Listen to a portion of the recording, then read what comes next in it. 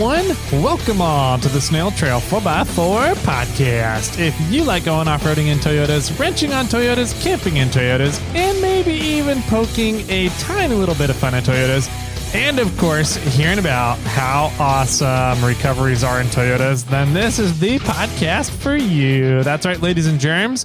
My name is Tyler, and joining me on today's episode 360.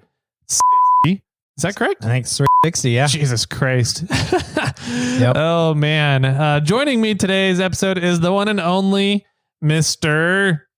Melting Snowman himself, Jimmy Jet. Calling me a puddle. You're a puddle. Nice. Turning into a puddle. Puddle and potentia. Yeah. Yeah. Sounds good. Yeah, whatever man. that is. How you doing? Good. Good. Nice. Merry Christmas to you and Yeah. everybody out there. Yeah, you too. Thank you. Mm-hmm. It was, this is coming out the day after Christmas, so. Oh, it is? Yeah. Oh, Merry Christmas. I guess not Eve, because Eve was before belated. Yeah. Merry belated Christmas. Oh, man. Yeah. How was your Christmas? It was good. I went up to the in-laws. Nice. Okay. Yep. Yeah. And so we had a good time up there. It was a little shorter this year since Christmas wasn't on a weekday. So Right. Since it was on a weekend, we were only up there a couple days. Yep. My family gets together. Well, that was for the in-laws. My family gets together for Christmas over New Year's. Oh, okay. So that's coming up weekend. Yep. So, Yep. Mhm. Yeah. Mhm. Yeah. Mine's crazy because the assistant Your family or? Yes, that too. Okay. Well, the assistant's parents are divorced, Uh-huh. and then they remarried, and then both the wives on the marriages, so the assistant's mom and the assistant's dad's wife Okay. have passed away, and now they both remarried. Oh my God. Yeah, so there's like 6 families. Wow. It's nuts. Jeez. Yeah, my parents are all or my mom. My mom's really upset because we're not actually coming over on Christmas Eve or Christmas Day. Ooh. Yeah. Ouch. So we're going to try to make a guest appearance really quick, but I have 5 families that I need to visit that day. And wow. And the assistant has put her foot down the fact that, because I've said I really like to go to Thanksgiving with my family. Mm-hmm. And so she's like, okay, then we're doing Christmas with mine. Yep. And I said, okay. Yep. I'm fine with that. And Grant, you guys don't rotate that each year? Or no, is it? Okay. I think this is the way it's going to be, because we don't really do much. One side. This is the way. Yeah, this is the way. That's the way it is. Their family doesn't really do a whole lot for Thanksgiving. Okay. And mine has the big celebration out in Santa Rosa. And I have a small family, and she has a large family, and they do a lot for Christmas, and we kind of just do a get together. Gotcha. So it's chaos. Yeah. Anyways, so do all 5 of the families kind of come together? No. No, we got to go all over the place. Jesus. And we can't. And that's the thing. And especially since some of the family lives north of Reading, right? In Wairika, way up in the hills. So we're not going up there. Sorry. So that's assistant's dad and his new family are all up there. Okay. So we sent those presents. Uh-huh.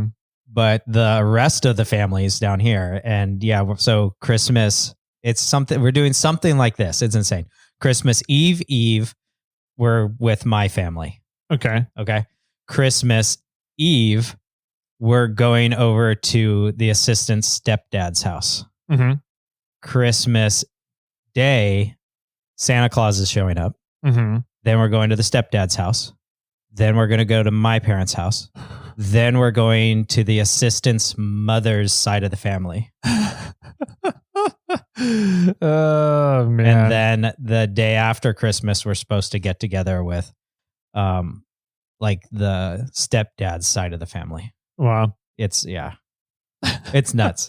Thankfully, the assistant has pretty much stated that she'll buy all the presents for her side of the family, and I'm going to buy all the presents for my side of the family. And that's really about 6 presents that I need to get. There you go. So that worked out really well. Yeah. You just put your names on them all. Yep. J. Yeah. J-A-E is how I sign it. So perfect. For Jimmy, the assistant, and then the mini assistant, which starts with an E. Yeah. That's funny. So cool. Yeah, that's a holiday logistics. Oh man, it's bad. You married into it. I didn't know how psycho it was until I guess wedding time. Yeah. And then everybody showed up, and you're like, "Wait, why are there 5-6 families here?" Yeah, it was. Oh man, I knew it was pretty crazy, but I didn't know that my mother was going to be so upset around this time. Because at least me, and maybe I'm just insensitive. Yeah, but if our family gets together a day near Christmas, I think that's fine. Yeah, you're happy. I'm happy. We've fulfilled the qualifications here. Not my mom. My mom wants me to see me on New Year's or Christmas Eve or Christmas Day. And I'm like, and especially since we lose the mini assistant, she goes with her dad halfway through the day on Christmas Day. So, it's like, if we want to get the families together, they want it to be all three of us. And I'm like, well, we only have 1.5 days. 3 hours. Not 2 full days. Yeah. I'm sure there's other people out there that are having the same logistical or had the same logistical problem I had. Not me. No. Yeah. I'm happy with my setup. Yes. You're lucky. Yeah. But cool. It was a good Christmas. Got a lot of great presents. Nice. What's your favorite gift? I don't know. Man. Yeah. StarCraft 2. You got that again? No, in 1997 or what? Nice. Got it.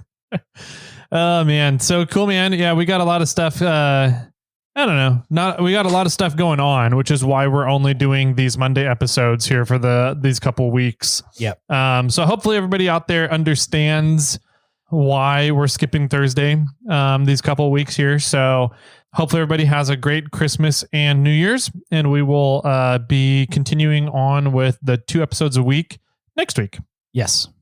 Yeah, well, hopefully you guys stay tuned and look forward for that. In the meantime, you guys still have about a week here to get in for December's giveaway, which is the Christmas present showdown between Jimmy and I. That's a good way to put it. Yeah. So did you come up with any of the other ideas that you think you're going to throw in there? I'm thinking about throwing in an L bracket there for a shelf. Yeah, that's not a bad idea. Yeah. Mm-hmm. I was going to use all my leftover wrapping paper as cushioning for the items that I'm going to use. Like the tissue paper in the gift boxes? Exactly. Nice. I'm going to use all of the leftover napkins from lunches this year. We should pile those up one day and just take them back. You guys need these back? Yeah. Please stop giving us napkins. Yeah. We have a plenty. Yeah. That's funny. So yeah, we're going to have, I think, some fun announcements in January based on talking with a good friend of ours who has had a career change. Yeah. And I'm pretty excited about this. I never really heard about the new items. Oh, and so the more I've been looking into them, I'm like, okay, that's legit. I think it's going to be fun to kind of the new announcement coming up. I think so as well. It's going to be an interesting change for us and for him and for the listeners out there. But I think that the products that he's going to bring to the table are going to be an interesting diversity or more diversity, and it'll be a lot of fun. Yep, I agree. We're going to get multiracial here. There you go. Some multiracial product offerings for the podcast. We're going to have some Germans. Yep. We're going to have some, I don't know what else there What is. else would there be?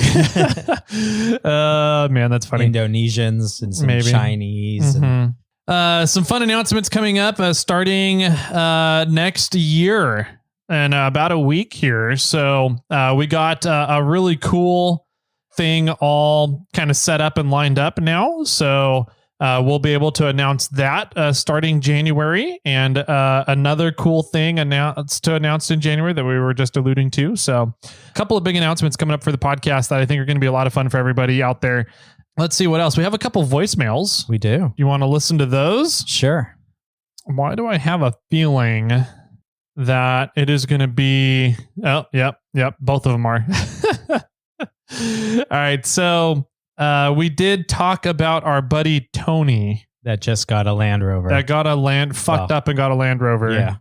And so let's hear, apparently one of our Land Rover buddies called in. Well, so you know what was funny is when I was editing that podcast, what was it, like 357? Yeah. And we said, oh, somebody's going to be calling in.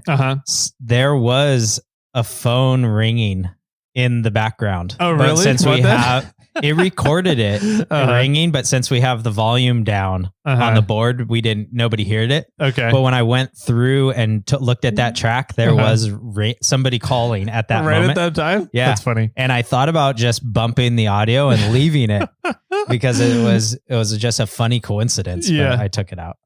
So anyways, was it Donnie that was calling that moment? Maybe. No, I don't think so. These came in at 9 a.m. So I was a little earlier than what we typically record at. Sure. But all right, here's the first one. Jimmy, Tyler. Hey guys, your buddy Rover Don here again. Hey Don. Gotta say, things have been looking up over there. First we've got both of you guys driving Fords now. Tyler's still got his second Ford on order. Now, third Ford on order. You got your your listeners starting to come into the Rover world. I think, there's hope for you guys yet. You're starting to class the joint up, and I want to let you know how much I appreciate that. I'll look forward to seeing you guys at the next NorCal Rovers meeting.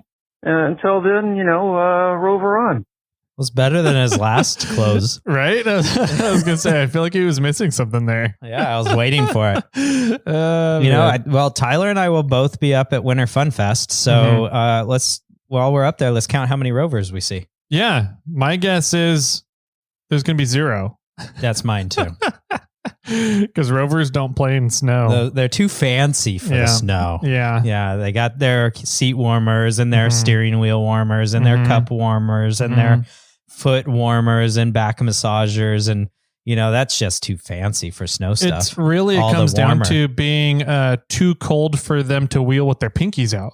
Oh, so yeah. And Grey Poupon freezes. Yes, exactly. Yep. So let's hear what he had to say. He called back. Okay. I think he forgot his clothes. Maybe. Hey, yeah, Don here again. Just as a follow-up, you should probably have this new Rover owner on your podcast as a guest. He can help explain how he came to this enlightened state. I mean, we all want to know more. I'm sure all of your listeners are dying to know more. Definitely your next guest. Make it happen. Looking forward to hearing from him. Well, I can answer that. Let's call him. Call him right now? Yeah. See if he answers? Okay. Well, here's my guess. I don't have his number, but if you're going to look it up and switch over the board and everything, my guess is that he came to the conclusion of getting a Land Rover because he saw that it was slated to be demolished and he felt pity on it and wanted to save it. It's like when you find a lost puppy that is a terror that nobody wants anymore and you save it that way. That's what I'm guessing. Yo. Tony. What's up? Hey, man. How you doing? Not bad. I was like, Jimmy calling me? What? Yeah. I was just looking at your panels on Instagram. Oh, nice. Hey, I got Tyler here, and you are currently being recorded on the podcast. Wanted to let you know. What? Yeah. we had a listener call in, and he said he wanted to know why you bought a Land Rover.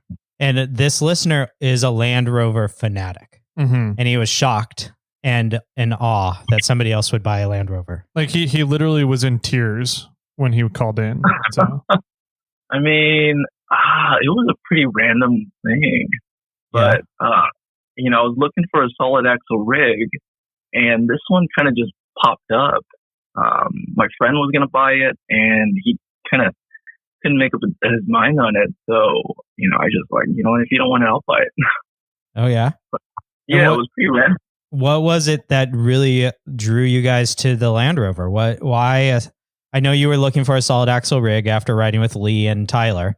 So what was it about the Land Rover that drew you towards that? Versus other options out there? I like its style. It's kind of unique. I'm not really, I wasn't looking for anything in particular, but, I just saw this one that was pretty well sorted, and yeah, it was pretty random. I when I bought it, I was like, I can't believe I bought a Land Rover. It took me a while to actually kind of, realize that. But, I think after I had to do a bunch of maintenance right away, I was like, man, I guess I own a Land Rover now. That answers that. So how did it wheel up in the snow? It was pretty good. I mean, aside from the skinny 33s that it has on, I felt like I couldn't really plow through any of the deep stuff, but that thing has lockers and everything. So, okay. It was cool. It was going through. And so what did you actually end up buying? What model is it? Oh, it's a 96 Land Rover Discovery 1. So Disco 1. Disco 1. Okay. Yeah. I heard that we spent like 5 hours doing snow recoveries that day you guys went. Oh, man. So was that all on you? Going on that snow run, that Patreon run with you guys last year, I was like, oh, okay, it's cool. I felt pretty good. With you guys there, you guys got me out of that weird sticky situation, right? On the bridge, that was fun. On the bridge, but we're out there. Oh, I remember when I left, I set my Gaia to record. I think it was like at 9:30 a.m. And by the time it got later, I looked at my Gaia app. I was like, 11 and a half hours. That's not right. It's really? Wow. We were there for like 12 hours, I think. Wow. And 5 hours were trying to recover you in the Land Rover? I got stuck once and I just got tugged out. But Lee got stuck like 4 times. I pulled him out like twice. That's awesome. Yeah. See, now the truth comes out. Yeah, right. Yeah, my phone, I got a bunch of videos of Lee just kind of, darting off on the side and getting stuck. But his rig only weighs like 8,500 pounds. Right. Yeah, not that bad. So we're going to see you down at King of the Hammers this year? In the Rover? Oh, yeah. Or the Tundra? Probably the Tundra, man. Longer road trips, I'll still hop in the Tundra, but the Rover, man, I think I'll probably take that out for the balance with you guys or something. But yeah, I'll probably be in the Tundra this year. All right, cool. Then you're allowed in camp. Yeah.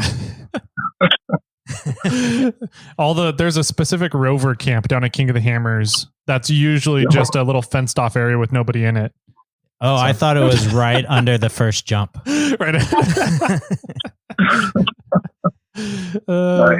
All righty, Tony. Well, I'm pretty sure our Rover buddies are going to figure out a way to get in contact with you and try to indoctrinate. What's the word? Indoctrinate you into the Rover clan. All right. Looking forward to it. All righty, buddy. Well, thanks for explaining your rationale. Yeah. All right, guys.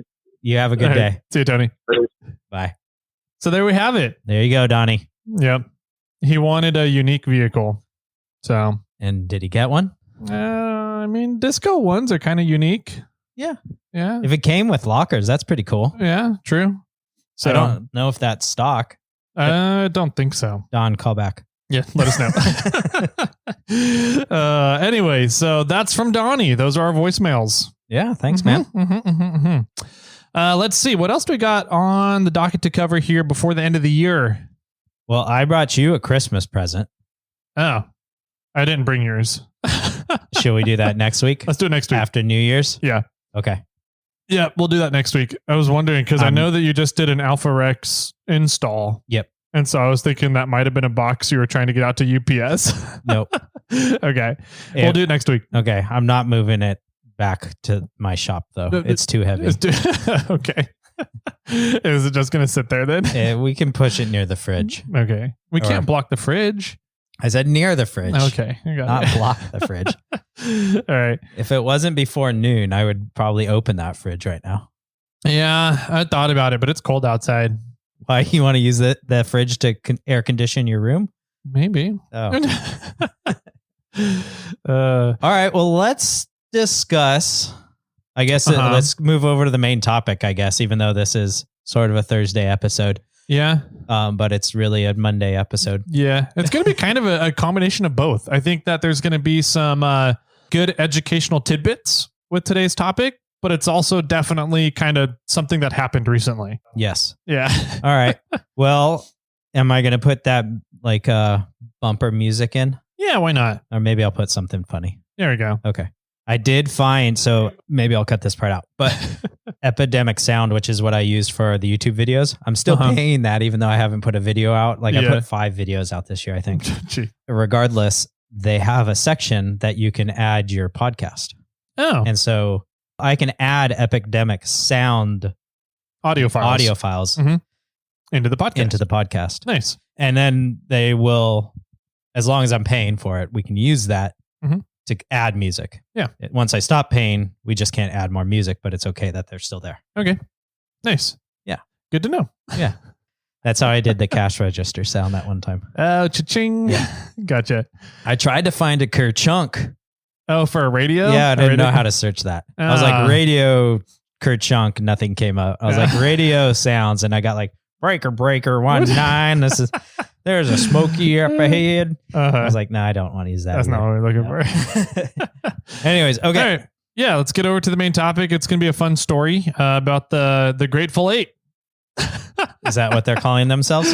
I don't know. I don't think that's what they're calling themselves. That's what other people are kind of calling them. They're either getting them called the Grateful Eight or the Hateful Eight, depending on what you're looking at. Let's go with Grateful. All right, sounds good. So yeah, we'll be right on back with today's topic about the Grateful Eight.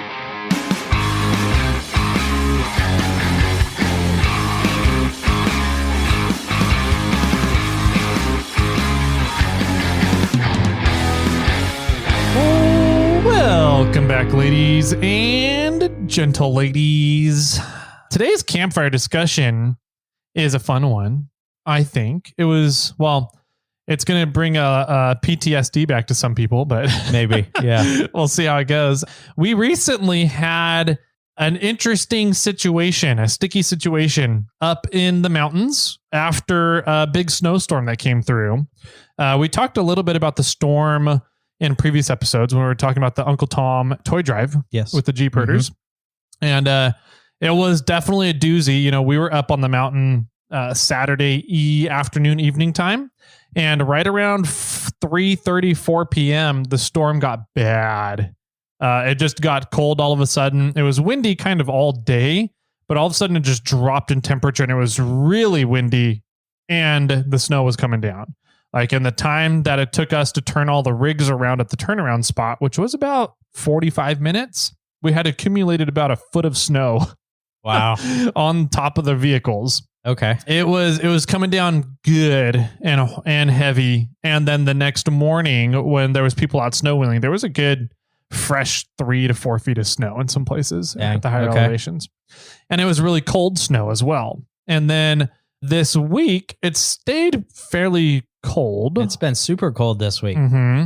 Up where I'm at, we had to cover the citrus because it was getting below 30 degrees. Oh, wow.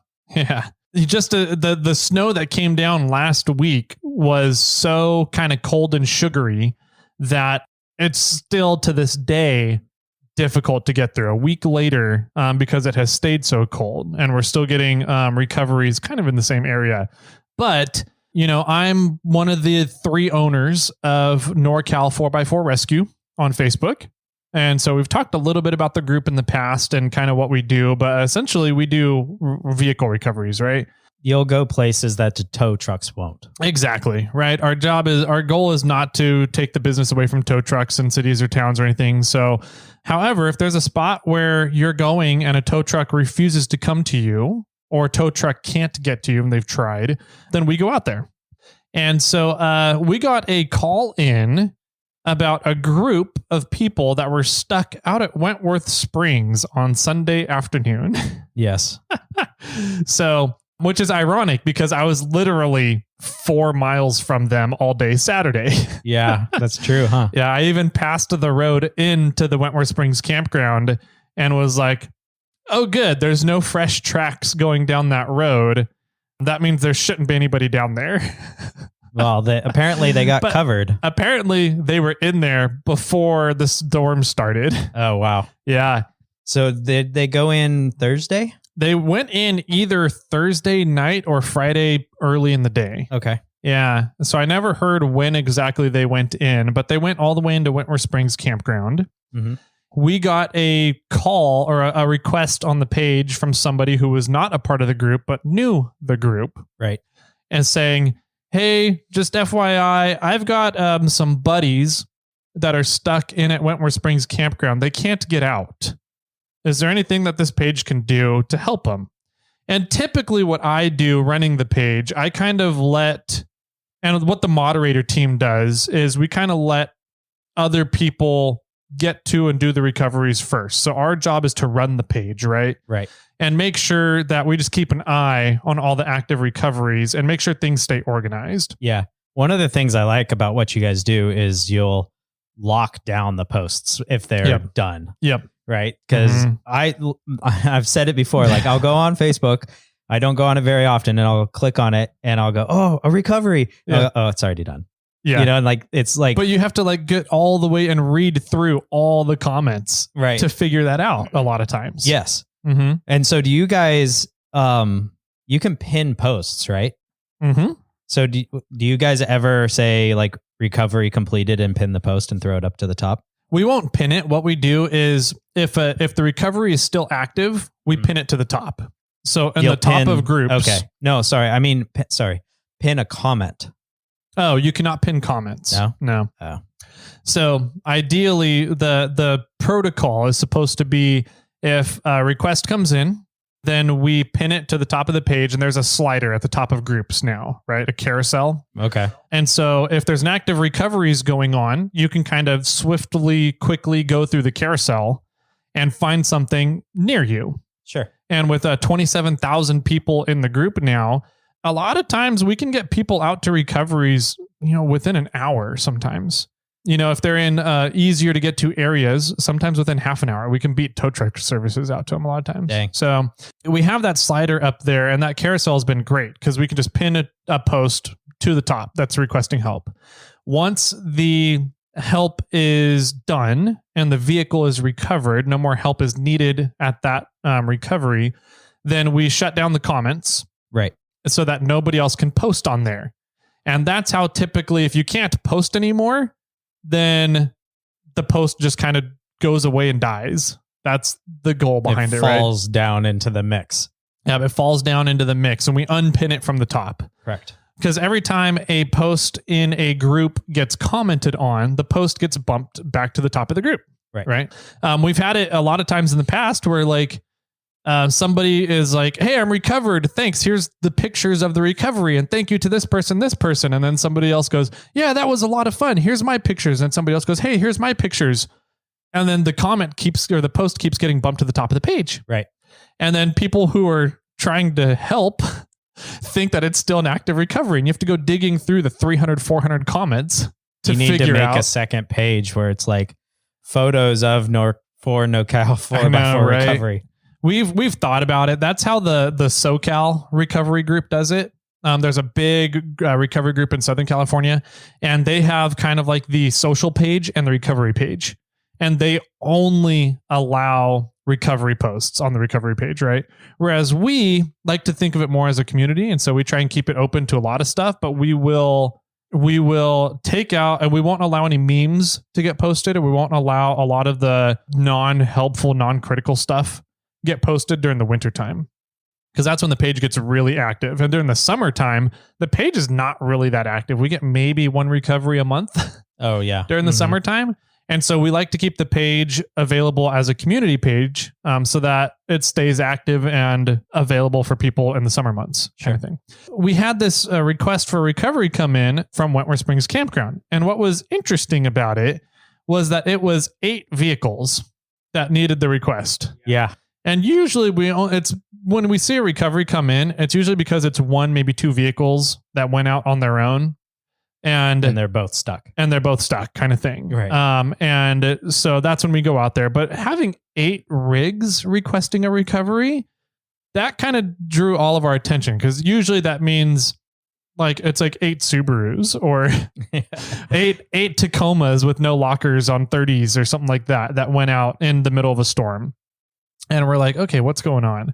They're at Wentworth Springs Campground. And I was like, I was up there Saturday evening and there was no tracks going in that road. So that means they went in before the storm.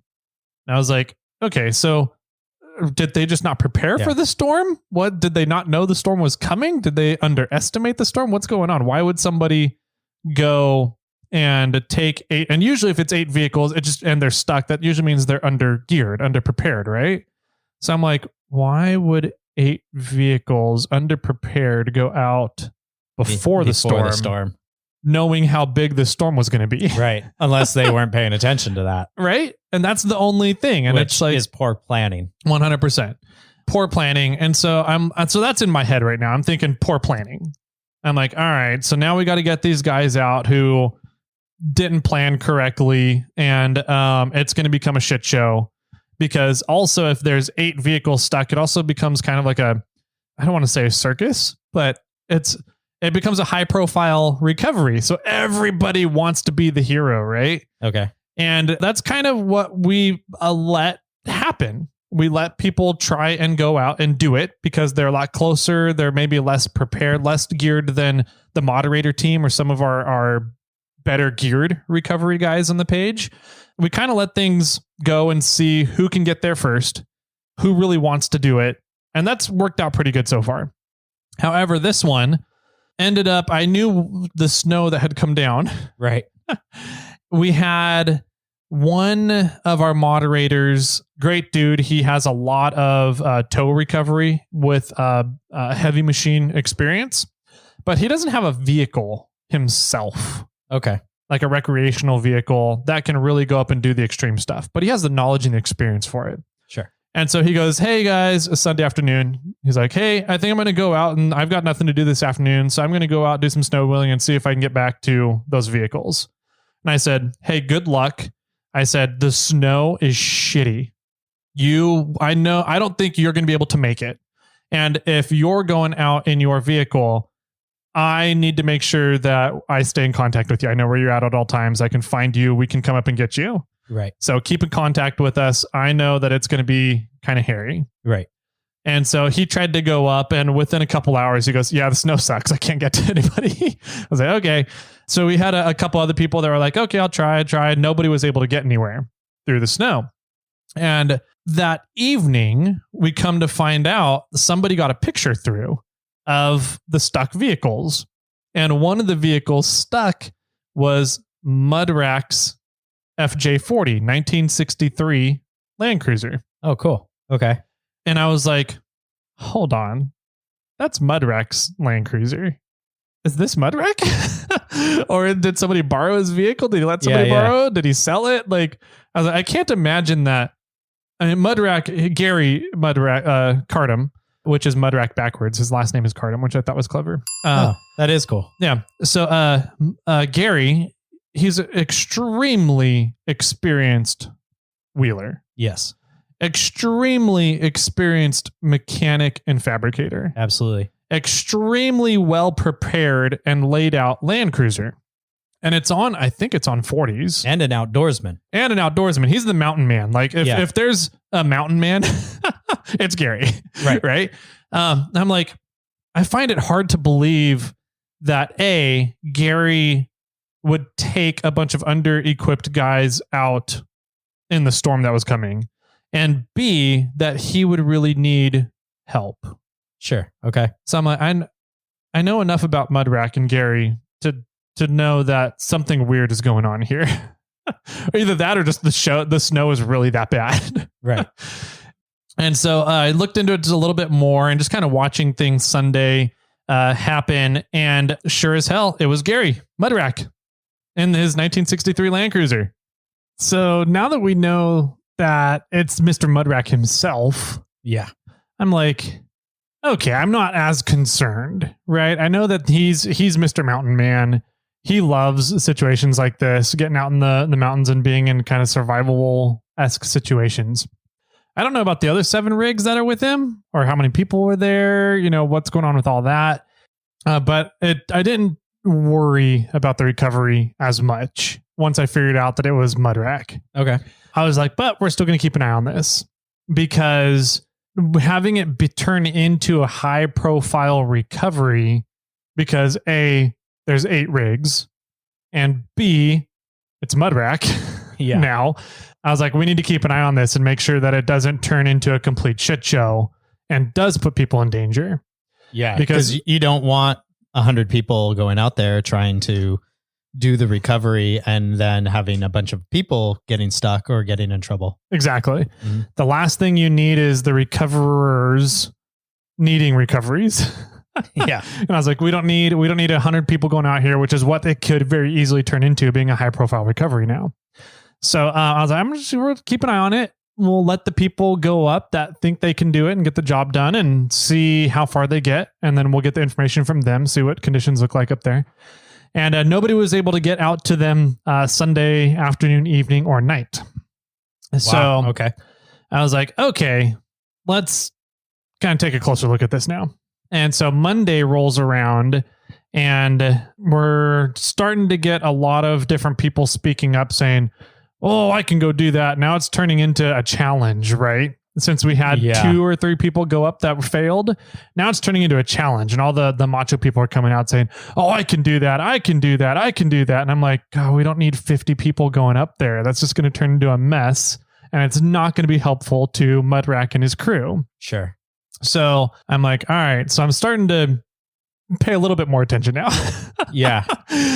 Did you lock the forum down at this point, or did you leave it open? I didn't lock the forum. I technically never locked the post down, but at certain points, we will get to the point where if either search and rescue is involved or the admin team takes over a recovery, we will make a post on there that says, we're taking this over. Nobody else go out without contacting us first. And if search and rescue is involved, then we lock down the post, because as soon as search and rescue is involved, we have to back out. Got it. Okay. Yeah. And so, we've done multiple, and this is going to come into play later. We've done multiple collaborations with search and rescue before. Like a lot of times search and rescue's only job and priority is the human life, right? Sure. So they go in on snowmobiles, snowcats, they'll drop helicopters, whatever they need to go into an area and get somebody out. They will leave all the personal belongings though. Right. Sure. So, because they're there to save the person. Exactly. Not the stuff. Exactly. So if we've had multiple times where we started going out to a snow recovery or some kind of recovery, and the person that's stuck ends up calling search and rescue. And we're like already out there, and we get the word that search and rescue is heading out, and we have to stop. So after we stop and search and rescue gets the bodies out, the people, I shouldn't say bodies, after they get the people out, hopefully warm bodies. Hopefully they toss you the keys. Not exactly, but they do.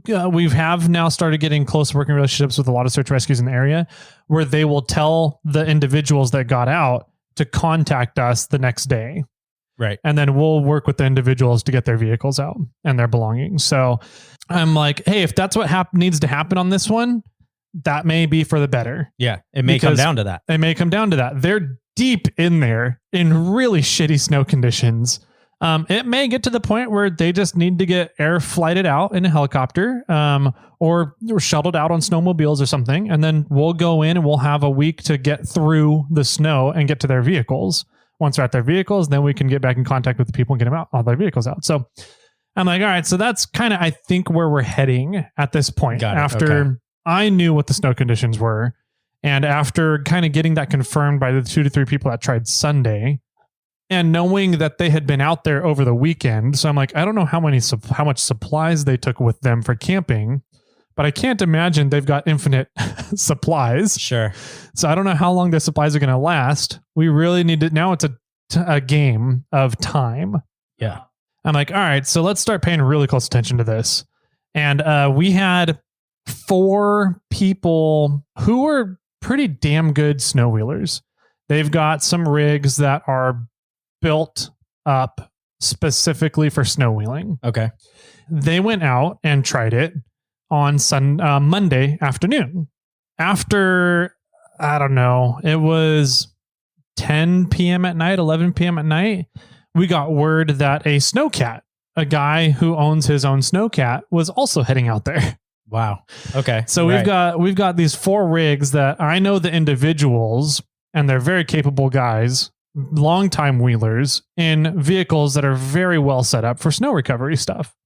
And I'm like, I trust those guys. If they can't make it, we know that it's really, really bad conditions. But if anybody's going to make it, I think these guys can. Okay. Yeah. Got it. And then they had a snowcat sort of backing them up after that. Kind of, yeah. So right around 11:30 midnight, the snowcat reached our 4 guys and passed them. And then the snowcat got to an obstacle around 1 a.m. And since he was by himself, he turned around and went back out, saw the 4 guys and was like, hey, no one's getting through here. We should call it a night. It's 1 a.m. Let's go back out of here and regroup. So after that happened Monday night, I was like, okay, now we have a big problem. Now time is really starting to run out. After the word came through that these 4 guys and a snowcat failed, now we've got even more people like, oh no, I can do this. And you're starting to see the less experienced people definitely backing out and being like, oh, this is a big thing now. But there's more people that are starting to step up saying, oh, I'm going to go up there and try now. I'm going to go up and try now. Right. It's like, Thor's hammer kind of thing. Yeah. So, right. Or the sword and the stone. Yeah. Yeah. And so I'm like, God, we don't need this right now. And so that's when I took it over. Tuesday morning, I locked everything down and I said, hey guys, thank you everybody for stepping up, wanting to help. The admin team is taking this recovery over. We need to get a control of the situation. And the worst thing that we can do right now is just send a shit ton of people out there. It puts everybody at danger and at risk, rather than really helping the individuals that are stuck there. And so I said, we're not going to be putting any more information on this post. We're not going to be informing everybody what's going on. Just to know that we are working on it. Right. And then from there, it was a matter of contacting everybody who was trying to put together plans to go up and get the vehicle and get everybody on the same page. Right. Okay. And so that's the clusterfuck, right? That's what takes a lot of effort, a lot of frustration, a lot of time, because you think you have everybody who's trying to put in efforts here.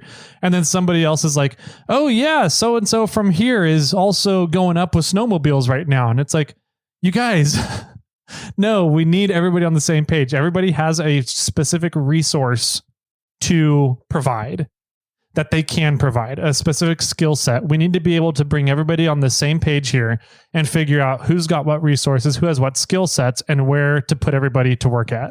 So wrangling up everybody took 4 or 5 hours Tuesday. Yeah, if that. If that. I mean, we recorded late on Tuesday because you were in the middle of it. Mm-hmm. And normally we record like at 10 o'clock on Tuesday. Mm-hmm. And I don't think we even started until like 1. Yeah, 1 to 2, somewhere in that range. Yeah. So all that morning I was working on trying to figure out exactly what this obstacle was that the snowcat encountered Monday night, as well as wrangling everybody together. Right. Being the cat herder, essentially. And I was like, so coordinating everything takes a lot of energy and a lot of efforts. And so that's what I did all Tuesday morning. And finally, I figured out a few things. I started digging into getting in contact with first person information, right? In situations like this, there's different levels of information. It's like a telephone game, right? Oh yeah. Someone's like, oh, I heard the grapevine. Yeah. I heard that this and this is happening. Well, where'd you hear it from? Well, I heard it from this person. You go to that person. They're like, oh yeah, I heard it from this person. And it's a completely different story than what you were originally told. And you're like, okay. So you go to that next person. They're like, oh yeah, I heard it from this person. And that's a different story too. And I'm like, what you guys? Yeah. Accurate info. Yeah. Give me facts, please. We need facts. I don't need all the extra shit. So eventually you started contacting the actual people on the ground. Exactly. Not the people that were hearsaying. Exactly. And so I had already been in contact with the 4 guys, the 4 capable rigs we sent in that went in and went snow wheeling for the night. And they were like, yeah, snow conditions suck. It's just really slow going. They were out there for 20 hours. Oh my gosh. Pushing snow to try and get, the 4.5, 5 miles. So what was so bad about the snow? What makes it really shitty conditions? It's just cold, sugary snow that doesn't pack in. So you can't get on top of it. You just end up plowing the entire time. Okay. And so you're making it, and it's not compacting. It's not compacting, nothing. You're having to ram the snow. You get 20 feet before the berm of snow in front of your rig is too tall. And then you back up and have to hit the berm as fast as you can, go another 20 feet, back up and do it. And you just keep doing that over and over and over and over and over again. Dang, that sounds damaging to your vehicle. It can be very rough on engines because the snow, if you're doing that a lot, vehicles will start overheating because there's no airflow through the radiator because snow packs in your radiator. Sure. Okay. So, you got to have a good heating, circulation, coolant system in your vehicle. It's got to be up to par. And so, that's just what they did for 20 hours straight pretty much and didn't make it into the campground. Yeah. And so talking to them, they gave me an update on the snow conditions. I was like, okay, cool. We know what's going on there. And this was kind of interesting because at the same time, concurrently, I've been talking with Nick Bailey, Avalanche Technical. Yeah. On Instagram, who did that really cool snow recovery and he did a Glacier Girl. Yes. And he told the story about Glacier Girl over on Wheeling Wine and Whiskey. Yep. So I had been talking with Nick Bailey about going up to get this ZJ. It is a ZJ. Okay. Yeah. Confirmed. Out on the Rubicon, which is now after that weekend under 5 to 6 feet of snow. And I'm like, we need to hurry up and kind of get out there and find. If people are having a hard enough time getting to this, the Grateful Eight, what are we calling them again? Yeah, the Grateful Eight. Yeah. These 8 people, then to get that deep into the Rubicon, a few miles into the Rubicon is like almost impossible. Yeah. So we're, talking with Nick Bailey, we're kind of looking at this whole situation with the Mud Rack crew. And we're like, man, if they're having that much issues, because our plan was to go in through Wentworth Springs. Oh, originally. Yeah. Okay. And we're like, we're going to drive. We'll wave as we're driving by. Exactly. And so we're like, man, if the snow conditions are this bad, we may need to wait a little bit longer. I don't know if we're gonna be able to get and do what we're trying to do. So let's keep a close eye on it. And then it turned into, oh shit, these 4 guys didn't make it out there. So we may end up having to go out there now with Nick and his tracked 4Runner. Yeah, that thing's and so the tracked badass. Quad.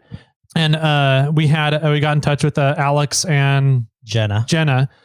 Frosty 4-wheeler. They live down in Mammoth and do a ton of winter recoveries in the Mammoth. What do they have? It's like it's like an old school Ford. It's like a 70s, 80s Ford. I don't know what 60s Ford. I don't know. 49-inch IROX. 49-inch IROX. Dude, monster. It was pretty cool to look at. We're all kind of thinking, oh, we're not going to go for the CJ anymore. We're going to have to get our crew of people together here to go get the Mud Rack crew. Yeah. We're talking about it and keeping a close eye on it and kind of exchanging information about, hey, our plans might be changing. And concurrently, I'm trying to get all this information down to firsthand information. What was really cool was that Gary, Mr. Mud Rack, while he was out there at Wentworth Springs with the 7 other rigs, so 8 rigs total, put in a help request to Nick Bailey's website, Avalanche Technical's website. Yeah. And we're like, wait a minute. How did he do that? How did he do that? Yeah.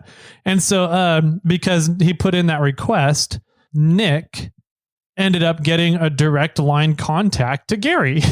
Mr. Mud Rack. Oh, really? Yeah. Okay, cool. And so Nick was then now in first person contact. I'm like, cool, awesome. Let's keep that alive and we'll have Nick be that first person contact.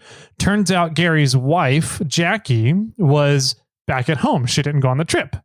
So I got around to finding her info and got in contact with her. So I had first person contact with her. Nick had first person contact with Gary. And turns out Gary had a Starlink on his FJ40 on the top of it. Right. And so he had perfect internet connection. He could have been streaming movies while they're out there watching. Yeah. That's so cool. That yeah. We kind of alluded to that in 358 with, or 59 with, when we talked about repeaters. Yes. Yeah. So yeah, it was neat kind of experiencing somebody with Starlink on their vehicle that was using it for a great purpose. It made everybody's lives a hell of a lot easier. So another thing that Gary had that made life a lot easier was APRS. So not only could we contact Gary, but we could see where he was at all times. Right. And we can keep track of his movements at all times and see how much progress he's making at all times while we are trying to coordinate recovery efforts. Yeah. That's really cool. It was really freaking cool. Because you could try to figure out if he's actually going to be able to make it out on his own, or if he's really not moving and you guys actually need to go and help out. Exactly. I had a buddy that he had a spot, and he was doing the John Muir Trail, and I was one of his food drop off personnel, and I was hiking in with a buddy, and we had to hike in like 8 miles to the point to hit the John Muir Trail to give him food. And we noticed that he was ahead of schedule. Oh. He was a day ahead of schedule. And so me and Jimbo got together early and hiked out and met them a day earlier. And they're like, how did you know? I'm like, we're following you. Yeah, we're like, watching your we track. can see what you're doing, which is the same thing kind of here. Same kind of technology. You were seeing that he wasn't moving. Yeah. He's not going anywhere. And you're like, okay, we need to, no problem. We need to figure this out. Yeah. So that was kind of cool, being able to track down everybody firsthand. And then once we could get a hold of everybody, get first-person information, then we can start figuring out what's really needed here. What's the problem? What's holding everybody up? How many people are there? What's everybody's mental state? How's everybody's supplies looking? And so that was kind of the whole, I mean, once you start getting into something like this, you need all the information you can get first. And so that was all Tuesday morning. One thing that came out of Monday night, which we alluded to a little bit here, was there's an obstacle in the trail somewhere that the snowcat couldn't get past. Yeah. And he said that he went through a water spot that had water up to the cab of the snowcat. And it's a pretty big snowcat. Right. The cab is 5.5, 6 feet off the ground. Oh, okay. Wow. And so we're like, well, shit, if we've got water 5.5, 6 feet deep, no rig is getting through that. No. I don't care if you're on 49s or 59s, you're not getting through that. A tracked 4Runner is not getting through that. So we're like, but there shouldn't be any spots on that trail in there where water's that deep. I know there's a couple of deep water holes, but they're 3.5 feet deep usually. Okay. And the snowcat driver was saying, no, it was up to my cab. Right. And so we're like, okay, so what's going on? So there has to be a blockage somewhere. And I don't know where the information started at. I think it was from Gary. Somebody said that there was a tree down in Gurley Creek, which runs right along the Wentworth Springs Trail into Wentworth Springs Campground. There was a tree down in Gurley Creek that was creating a blockage in the creek and diverting the creek onto the trail. And that's why the water was so deep. Interesting. Okay. And that was the information we had. And we had that from Gary. And so I'm like, well, we need to clear that tree first then. Yeah. And Gary realized that too. And so what he did was, with his Starlink, he got in contact and contracted a heavy machine operator. Really? Okay. Yes. With a front loader to come and try and clear the tree out of the Gurley Creek and the trail so that there wasn't 6 feet of water that people had to get through. Wow. Oh. And I'm like, I don't think a loader is the correct thing we should be using here. Because loaders tear stuff up. And this is an off-road trail.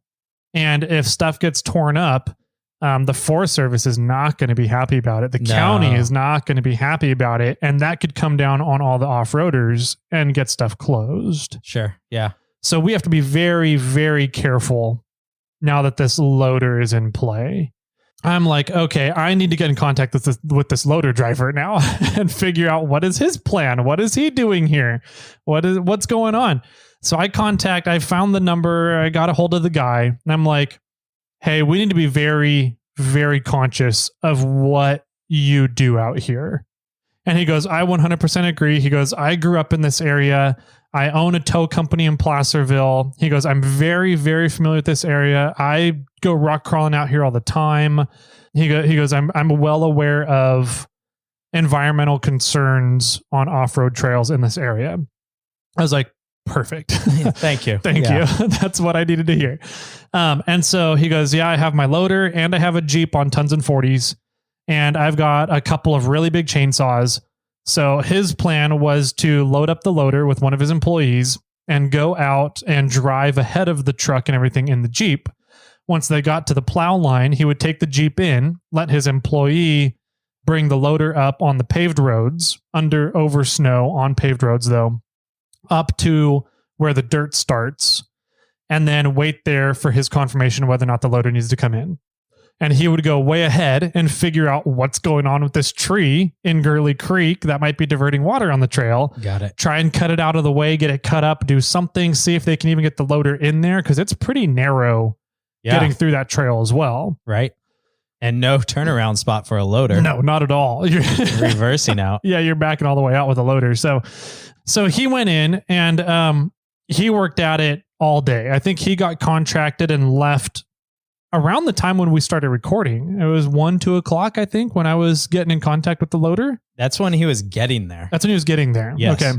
Yeah, he worked at it. And because he was able, to my understanding, he was able to drive fairly easily almost all the way to the obstacle because of what the Snowcat did. Exactly. Yep. The Snowcat and the 4 rigs Monday night blazed a beautiful trail, some beautiful tracks all the way in. And I got in contact with the Snowcat driver at this time as well, finally. And I was like, what did you experience? Like, tell me what you experienced personally. Yes. What are we looking at here with this obstacle that we need to have a loader out here for? And he goes, man, I was going through and it's a really deep water hole and the water got up to my cab. And I mean, I was on the phone with him while you were there. Yeah. And he went on and on and on. He goes, I've been up since 3 a.m. the day before, went to work. And then after work, I went straight out to try and get this recovery. And I didn't get off the trail until 1:30. I got ahead of the other 4 rigs there. And I was out on my own and got to this really deep water hole. And I didn't feel like pushing the machine further because I was on my own and blah, blah. And I'm like, okay, it sounds to me like there's a possibility. He never once mentioned a tree. No. I didn't ask him about a tree or ask to bring it up. I wanted to see if he was going to mention it. Okay. Never once brought up a tree. He never did. I remember that. He just said that he was going through a really deep water hole and it was up to damn near his cab. And his cab, I thought he said it was 4 feet off the ground, but you're saying 5. So it's 4 to 5 feet off the ground and water was almost at his cab as he was going through. And I'm like, oh, damn. Like a water hole that's 4 to 5 feet off the ground. That's icy. And snowy, you know, and he was saying snow bridges, which is when the water's running underneath the snow and all of a sudden you're driving across it and then the whole snow and everything collapses and falls down into the water. Exactly. So he was talking about those too. So and I'm like, it almost sounds like there's a chance here that what he encountered is how this trail typically is during wintertime. Maybe. It's got snow bridges. It's got deep water holes. They don't usually get to 4 to 5, 6 feet though. Maybe it's just really dammed up because of the snowfall that happened. And I'm like, okay, so all right, thank you for that info. And went on our way. And after the phone call, both you and I turned and we're like, he sounds exhausted. Yeah, like, exactly. He sounds like, I mean, he kicked butt. He did a really good job up to that point, wherever he got, right? He did fantastic work. But then you knew he got up super early. He worked super late. He slept maybe a few hours and was at work again. Yeah. And you're like, man, like, thank you for your time. You were fantastic. Go find some sleep. Go get some sleep. After that, I was like, well, I'm really curious now to hear what the loader operator has to say. Because if there's no tree down blocking the area, then what's really our obstacle here? And so the loader operator worked until maybe midnight, maybe a little later. Okay. And everything that I was doing Tuesday afternoon was keeping people out of the area so that the loader operator could do his job and get us information of whatever we got going on. We were able to do that. The ground plan essentially worked. So the loader operator said, there's no tree down anywhere. He goes, I stopped the loader. It never left pavement. And I went through the trail on my Jeep and on 40s and tons, and I made it through just fine. There's definitely the water crossings are deep, but the tops of my tires, I could see sticking out of the water. I'm like, okay, so 40-inch tires. So we're looking at 3.5 feet deep. That's doable. Right. That's a lot more doable than 4.5, 5, 6 feet 6 deep. feet. Yeah. So he goes, yeah, I mean, it's a gnarly trail. It is kind of the way it is at this time of year, but everything's clear. I was like, okay, thank you. And that was Wednesday morning. But my big concern all day Tuesday was, do these guys, the Group of 8 Mudrax crew, have supplies for one more night? Because I'm hearing that Gary's fine. Gary's Mr. Mountain Man. Right. He's like, oh, no, we're good. We're good. We got this. We're fine. We're making progress. Slow progress, but progress. Everybody's good. Everyone's fine back here. But meanwhile, Is that how he sounds? Kind of. Okay. Meanwhile, I'm hearing reports that everybody else in the group pretty much is like freaking out. And they're losing their shit. I heard from Jackie that one person has already had a couple of mental breakdowns. The dog was out of food. They had a dog with them in their group, and the dog was out of food. A couple of the couples, the two couples, I guess, were almost out of food. But yeah, it wasn't like everything I'm hearing about the rest of the group was not good. So we're now trying to figure out whether we need to have search and rescue called to go in and just get the people out, and we'll work on getting the vehicles out once we have time. We're not worried about people dying out there. Yeah. Somewhere on the grapevine of communications that I heard was that there was a lady that was not in good health. Yeah. Also. Right. Yeah. And so that I know that was an issue that, like, okay, that right there is a reason that we would call search and rescue. Yes. That phone call needs to get called. Yeah. Right. So, I don't think that ever got to the point where we pushed the issue or you pushed the issue of needing to call them, but it was brought to attention. I was trying to get, if I had my way, I would have had search and rescue in there. Because the reports I'm hearing is that people are at their wits' end, that people are in dire straits. Like when you start hearing reports of that from the people there. Yeah. But that's also, I mean, you didn't hear it from the people there. I didn't hear from the people. Well, I heard it from Jackie, Gary's wife, as well as Nick Bailey. Okay. Both of them said that people were starting to get desperate. Yeah. Which those are both in contact with the first person people. Yeah.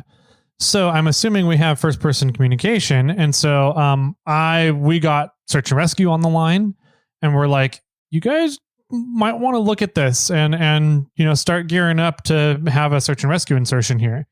And we got in contact with the head of search and rescue for El Dorado County, and he got in contact with Gary, and Gary was like, nope, everything's fine. Like, we're doing good. Like, we're still making progress. And I'm like, that's not what I'm hearing. Okay. And so I'm like, okay, do we need to, and so I'm talking with Jackie.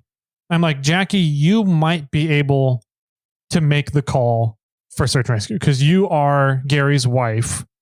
So you have a personal vested interest in this. Sure. So you might be able to make the call for search and rescue to mobilize.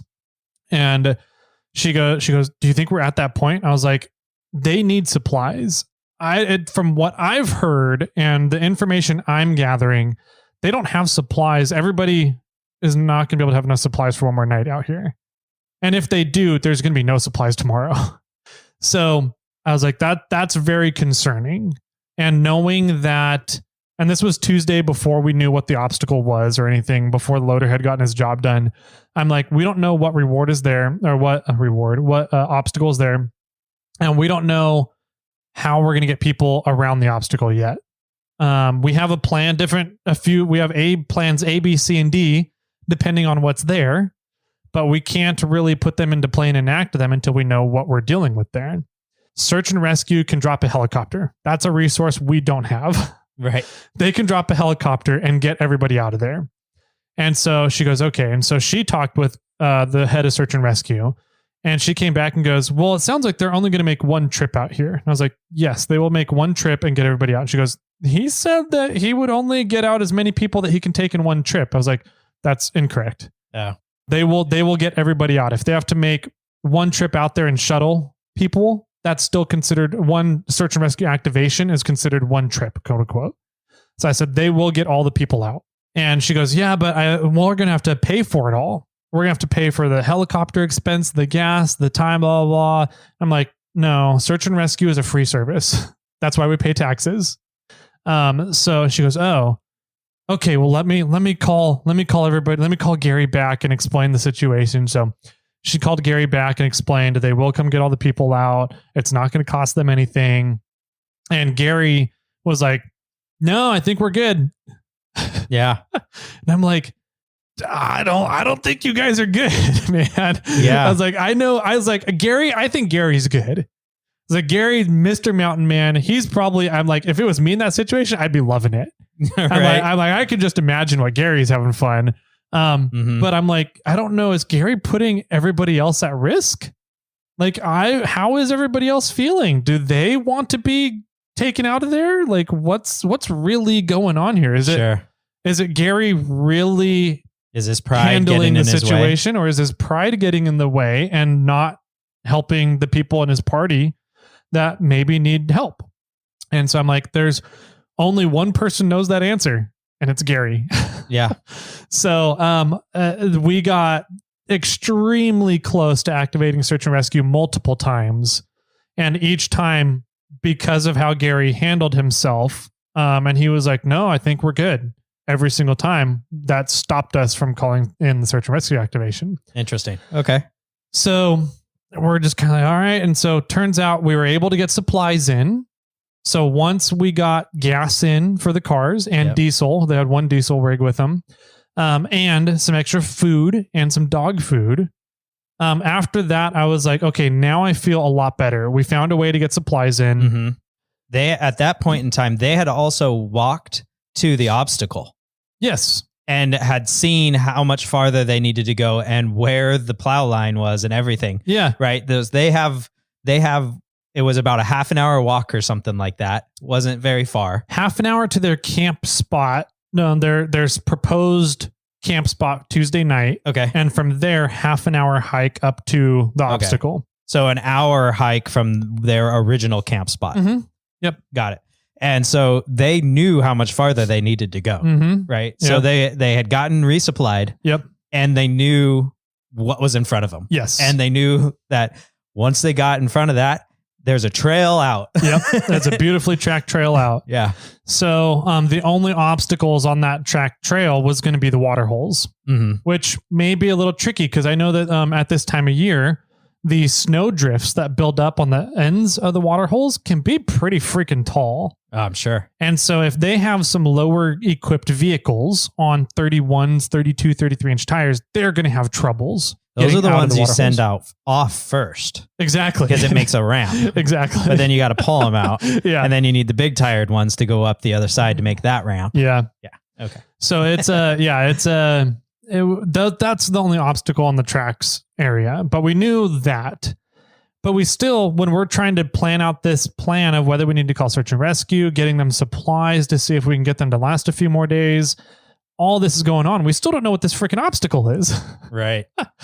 And so we're trying to do all this coordination, get them supplies while we're letting the loader operator get in and figure out what's going on that trail. They got to their camp spot, their campsite. They got everybody there by midnight, Tuesday night. Oh, wow. Which is about the same time that the loader operator got past the obstacle in his Jeep and started making more tracks on the other side of the obstacle. Okay. And so the loader operator turned around 1 a.m. and he said that the spot he got to was just kind of a gnarly hill that on 40s, he maybe could have done just fine, but he didn't want to tear up the hill for anybody having to come down the hill or go up the next day. Sure. So he just stopped there at the hill and went back down. And the hill that he was at, since you're familiar with the trail and anybody else who's listening, on Wentworth Springs, there's like a little concrete bridge where there's a creek that crosses. There's a concrete bridge with a kind of an S zigzaggy hill on the other side of it. That's where he was at. Okay. He said that he turned around there and instead of ripping up the trail and making it difficult for anybody coming down or going up the next day, he just left. And he goes, Yeah, the obstacle is the normal water holes on this trail at this time of year. They're gnarly. They're deep. They're off camber. There's snow built up on one side of them, and they get you really far off camber. But there's no tree down blocking anything, diverting water from the creek, anything like that, which was really a bummer, because if we had known that Tuesday morning, we would have just sent in another crew of capable rigs to go and break trail the rest of the way and get all the way into the mud rack crew. But we didn't know that. We just knew that there was this obstacle in the way. So again, getting accurate firsthand information could have made this one day less, right?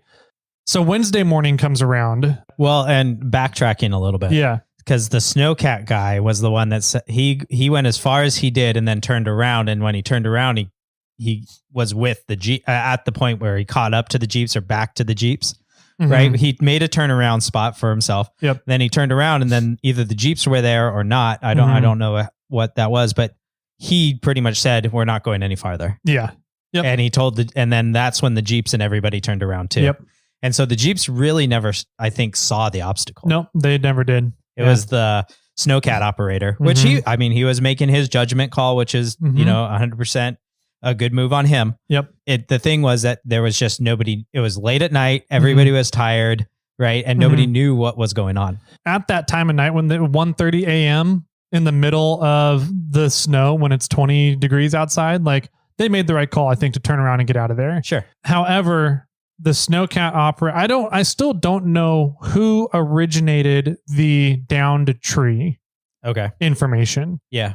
I don't know who originated it, but whoever originated that cost everybody an extra day. Anyway, so Wednesday morning comes around and I contact the loader operator to see how things went overnight time. He filled me in that he made it past the obstacle. There's no tree. He made it to a hill that he didn't want to tear up. So he turned around and went back out, and he goes, the loader never left pavement. So they should be all good. It's just a matter of getting to them and them getting to the tracks. He goes, the tracks going in are beautiful.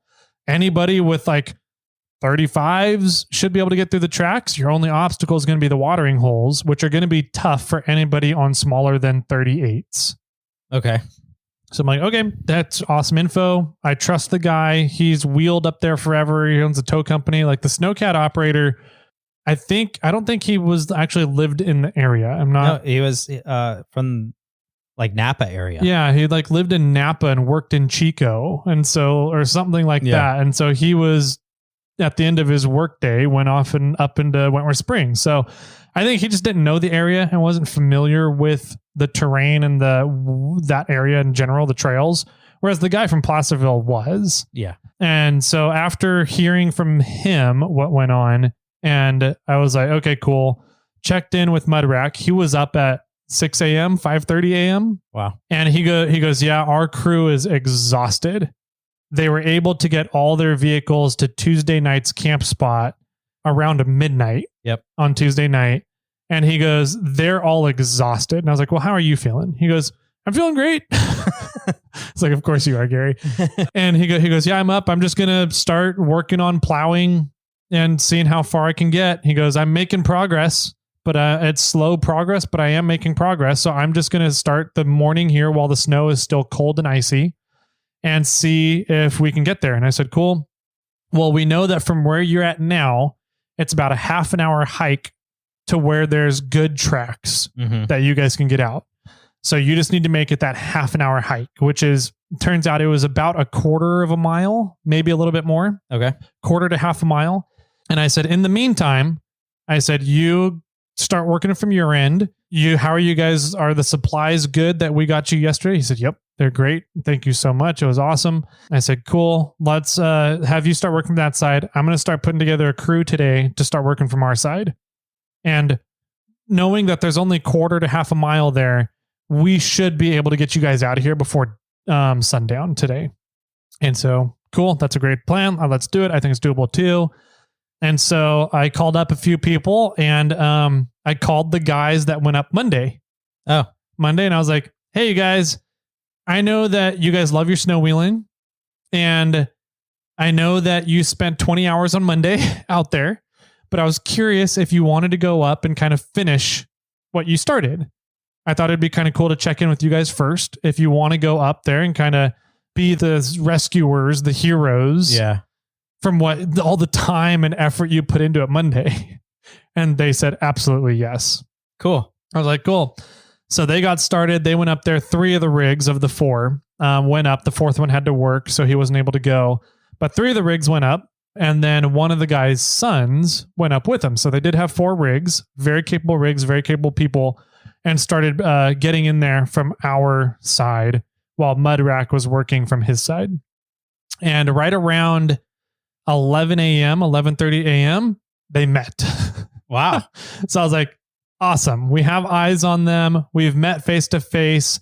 Mudrack actually made it out into the tracked trail before our guys made it to Mudrack, which is pretty cool. Oh, dang. Okay. So Mudrack made it to where the loader guy in his Jeep made it to. He made it down the hill and he goes, I'm going to wait here. That way we can get everyone down this hill safely because it was kind of sketchy. And that's where our guys met him, was at the bottom of that hill there. And then so from there, they chatted, they said hi, talked for a little bit, and the rest of Mudrack's crew was getting there as our guys got there. And then Mudrack was like, yeah, everything's great. Everything's good. We should be home safe now. So we're just going to keep on working on heading out. And so 2 of our guys were like, okay, well, we want to still do some snow wheeling. So they drove around Mudrack's crew and went out to Wentworth Springs campground. Oh, really? Yeah. So they followed their tracks more or less. Yep. Yeah. So they went out to Wentworth Springs campground. What's really cool was, again, the communications, right? Having Gary be able to call him on a cell phone, being able to see where he's at on APRS, and then having ham radio communications with our 4 guys. I was able to hear from the warehouse in Sacramento, the Morphlate warehouse.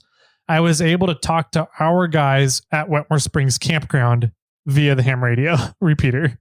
Really? Yeah. Echo link or via just 805? Straight the repeater. I was on a handheld out in the parking lot here. Wow. And they were on their, I think he has a 50 water in his Jeep, but I was like, hey, how's it going, guys? They're like, oh, we're into that Wentworth Springs campground. I was like, wait, what? Did you see him? What happened? What happened? So that's when I got filled in that they met him, said everything was good. Everybody was in good spirits. Okay. And good. So they just kind of went on by and went into Wentworth Springs campground. And I was like, cool. Well, we have Robert and his son, Brad, coming in as well behind you 2. And so Robert and Brad ran into Mudrack. So they ended up being then turned around in front of Mudrack. So they were kind of in the front of the line. Got it. And then our 2 guys that went into Wentworth Springs came up behind everybody. So they were in the back of the line. Okay. Yeah. So I was like, that is a great setup. Yeah. We've got 3 very capable and experienced people. Our 2 guys, Robert, Brad, and then Gary Mudrack in the front. And our 2 very experienced, capable guys in the back. Yeah. So we know they're getting out. Whatever happens tonight, we're getting everybody out of there tonight. Sure. And turns out there was some vehicles that were very heavy in the group of 8 rigs with not a whole lot of ground clearance. And they had some major issues through the water holes. Just getting over those snow drifts that were the entrance and exits of the water hole. They ended up having to set up a couple rigs as winching points to winch the vehicles up and over those berms because they would just get high centered and you have no other option but to keep pulling them over. Yeah. They should have done like avalanche traversing, or what's it called? Glacier traversing. Just tie everybody together. Everybody is together with a winch or a strap one way or another. And then, it's like, oh, everybody stop. So-and-so stuck, and then people just, mm-hmm. That's what I thought was going to happen, but they didn't. They just kind of kept everybody detached. And once somebody had an issue, turned around a rig and winched people. So the water holes ended up taking more time and effort than I was anticipating they would take. I underestimated the vehicle capabilities that were out there, as well as, I guess, how big some of the snowdrifts were. But everybody got out and reported off the trail around 11 p.m. Wednesday night. Oh, awesome. So everybody was airing up as of about 11 p.m. Wednesday night. And then Gary Mudrack drove all the way back home that night too. Made it home around 5 a.m. Wow. He wanted to sleep in his own bed. He did. He was done with it. Yeah. I wonder if he slept in his sleeping bag though on his own bed. On his bed. I don't know. He's like, I would miss my sleeping bag. Right. No, I don't know. It was an interesting recovery, very involved. A lot of resources were at play, and definitely one of the toughest recoveries that I've coordinated before. And so, it was interesting coming from my perspective. I'm really interested to hear how it was from like Gary's perspective the whole time. If he really actually thought that everything was okay and fine and dandy the whole time, right? Or if there was any point in that those 4 days that they were out there from Friday or 5 days they were out there, that he was like, shit's bad. Yeah, this is bad. We might not make it out of here. Like if he ever at once got to that point. Apparently Lee Lim knows one of the people that was out there in the group. Yeah, I was going to say that. I guess Lee knows this guy named Tom. We've met Tom. And Tom was on, what adventure did he go on with us? What was that trip? It was the Patron run. Was he on the Patron run? Yeah, the Patron Rubicon run. Oh, the Rubicon run. Yes, he was on that trip. That was him. Yeah. That was, so he came with us. So we know Tom as well. But Tom was out on this trip. Yep. And supposedly Lee interviewed Tom. Yeah. And I think he's rearranging season 2 layout. And I think my guess is Wednesday, Lee is going to release an episode with Tom. Yeah. About this adventure Tom's perspective from the inside. Yes. And the adventures that they went through. So you just heard the accounts of Tyler and Tyler being from the outside and organizing a lot of the recovery efforts. Coordinating it all. Yeah. And so it'll be really interesting to hear Lee's episode with Tom and hearing sort of the insider of experience about what was going on and everything that happened. Yeah. I think we are going to try to talk to Gary and Jackie and try to get the husband and wife scenario of this perspective of this and how the communications went that way. And, cause I do know that one of the times you were talking to Jackie and Jackie just said, Gary's a very experienced outdoorsman. He's a very experienced wheeler and I just have to trust him. And when he says he's good, I just have to trust him that he is good. Yep. And so it was just really interesting to hear that side of it. And I think it'd be fun to share that side of the story as 100%, yeah. So get ready for Lee's episode on Wednesday. Hopefully it's the one with Tom. I'm assuming it is. But I'm excited to hear that episode. I am too. I'm really, because, ultimately, I mean, we had 4 or 5 different people that were pushing for search and rescue, a search and rescue extraction. And everybody was just kind of, and the head of search and rescue was like, we have to go off of Gary's word. If he says that everything's okay and that they don't need it, then we cannot go in. We cannot force a search and rescue extraction. Yeah. And so like, I know at one point Jackie was like trying to convince Gary to let the search and rescue come in and do their thing. And Gary was like, we don't need it. We don't need it. Yeah. Right. And so, that was ultimately, it came down to, we had to trust Gary's word. We had to trust him. Yeah. And it all worked out. It did. It did indeed. It all worked out. A few days extra. A couple days extra. A few days extra from what he was planning his camping trip to be. Yeah. Yeah. But everybody was safe.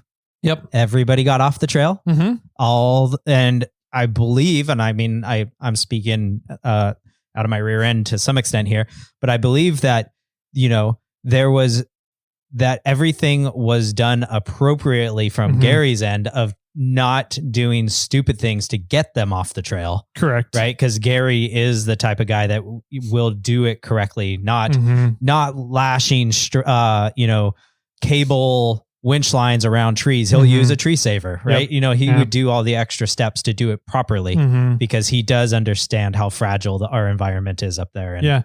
And having us not possibly be able to use Wentworth Springs or something in the future. So I think that it's an amazing feat for all parties involved. It was very impressive to see all the different parties and resources and the communication between all the parties and resources that was going around and making sure that everybody stayed on the same page at all times. Everybody had the most pertinent information. It was very impressive to see it all, because my biggest concern was, as they're running out of supplies, and we're running out of time to get everybody out of there if there was going to be bad decisions being made because we're being pushed on time. Right. And we had to give to Gary's best judgment. Yeah. And it worked out. It worked. And I was very skeptical of it, but it worked out. And especially once we got them the supplies, I was like, okay, we have more time now. We don't have to rush decision making now. Right. But it was frustrating. I mean, frustrating and stressful on my end the whole time, because I'm like, dude, we just need to get the people out. Like, we're hearing that people are having mental breakdowns. We're hearing code words such as people in dire straits and people at their wits' end. Like, usually, like if the people that are stuck in the situation, if they're using language like that, that means things are bad. Yeah. So I was very stressed out and frustrated that Gary was not being so willing to let search and rescue come in and extract everybody. But at the same time, we just had to trust him. Yeah.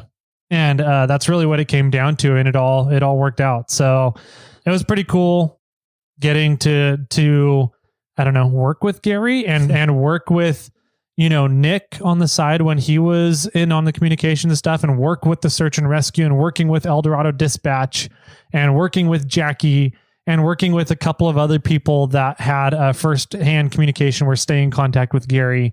And it was really fascinating and eye-opening seeing the technology at use in communicating with everybody and keeping everybody on the same page, and all the people on the ground that went out there and spent, those 4 guys from Monday night, they spent 20 hours out there Monday, and then 3 of them spent another 18 hours out there Wednesday. Yeah, that's crazy. Like they had a lot of time investment out there. And there was a couple of other things that happened on the back end that will remain untalked about. But those people, if they are listening, I think one of them listens to the podcast. Maybe. Yeah.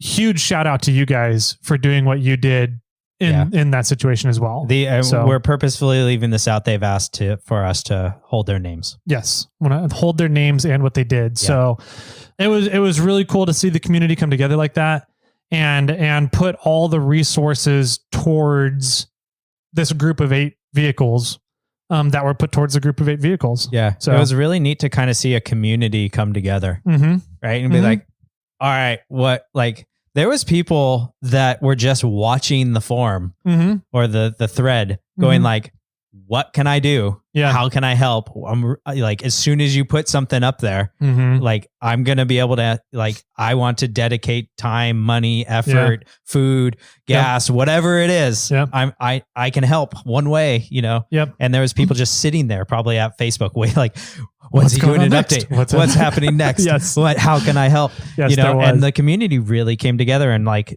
yeah, okay, there's 8 people stranded, and there's it's a multiple day adventure of us trying to get out there to save these people, and everybody was willing to lend a hand one way or another. Yeah, totally. Tuesday was the day that I was like, okay, we need to wrangle and get all this under control. Yeah, it was gnarly. And then, and I didn't put out that much information about what was going on Tuesday. I just said, hey, a plan is in action. Everybody hang tight, stay out of the area, please. Right. And then Wednesday, once I made the update on Wednesday morning and said, okay, the plan that we enacted and had to go through yesterday worked. Now we need people, message me with what you're willing to provide, and I will let you know where you can take role or have a place in this. Sure. And so I had people reach out saying, I've got property up in the area that, if they need to come out and stay at. Yeah. For a night after this is all over. Yeah. They can come and stay at my house. Or they can come stay at our guest house, or they can come stay at our Airbnb place. Or we had people saying, hey, I've got $200 I can give to help buy gas.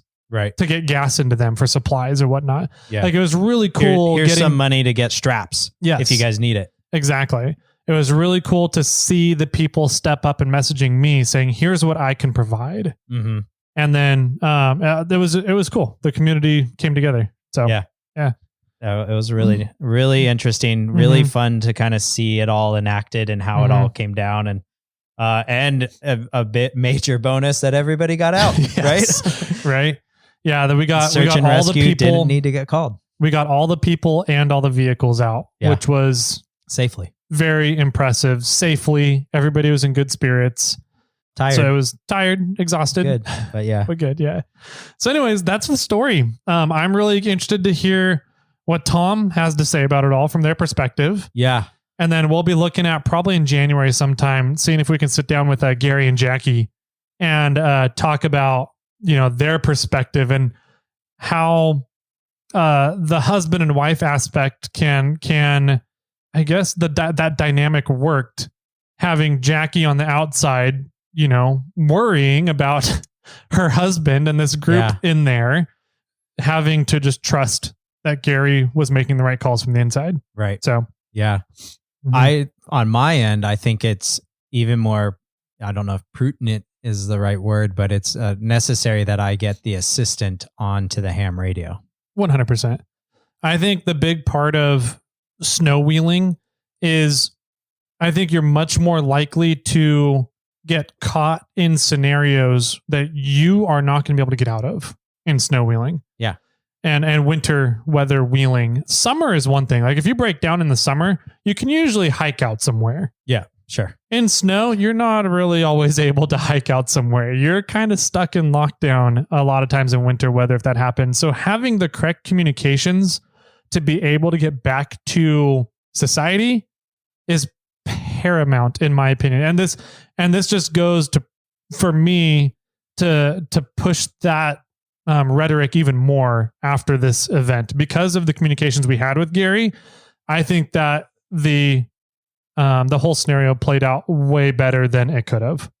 So, yeah. And if he would have had a ham radio, Gary did. I talked to him on the ham a couple times as well. Oh, did he? Yep. Okay. All I ever heard was he had the Starlink. He had the Starlink. I mean, he had his phone with him and he was answering his phone and watching his phone a little bit more, I think, than the ham radio. But I did talk to him a couple times on the ham radio. Oh, cool. So, yeah. Yeah, my question was going to be, is there a dead spot in that area? A little bit, yeah. I mean, it's not the best coverage in the Wentworth Springs and Airport Flat area. There's a couple of hills and mountains there that block the repeater signal into either the Spider Lake repeater or the El Dorado County repeater. Got it. So, yeah.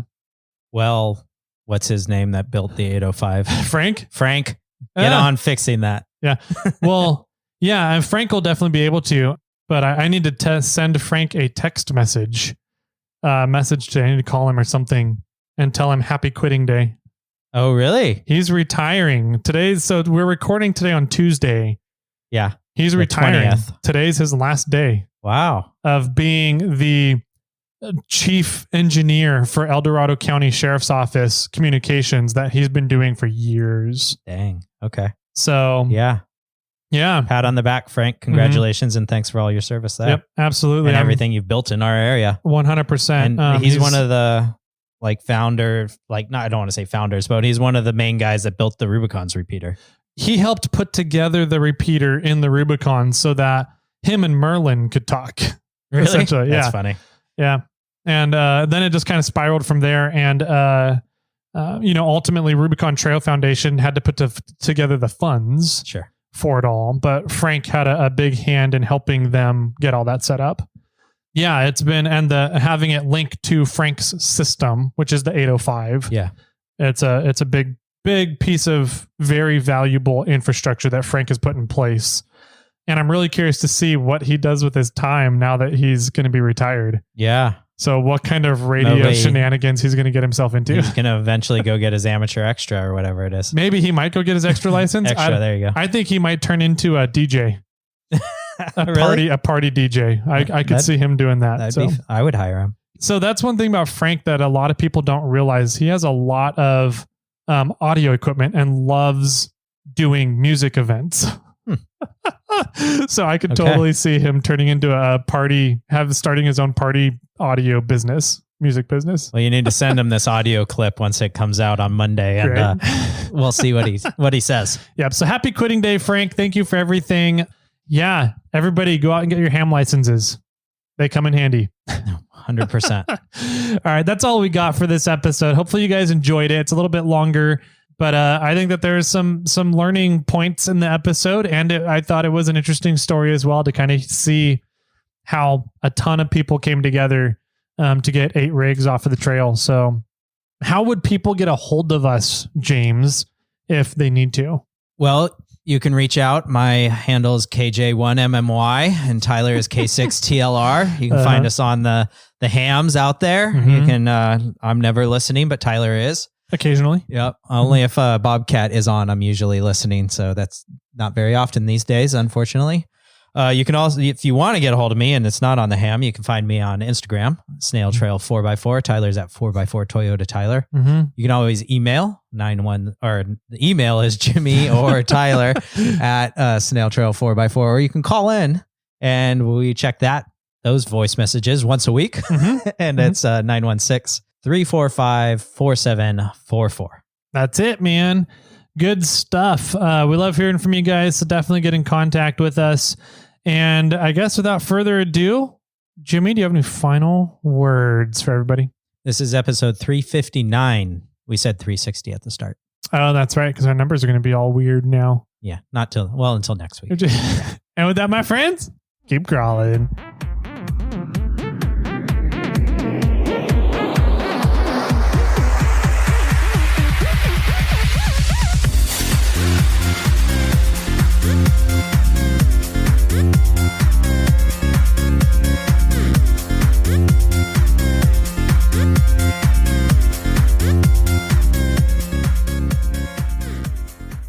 I got one for you. Okay. Ready. Are you sure? No. What is the absolute best Christmas present? Vodka? Nope. I don't know. A broken drum. Okay. You can't beat it.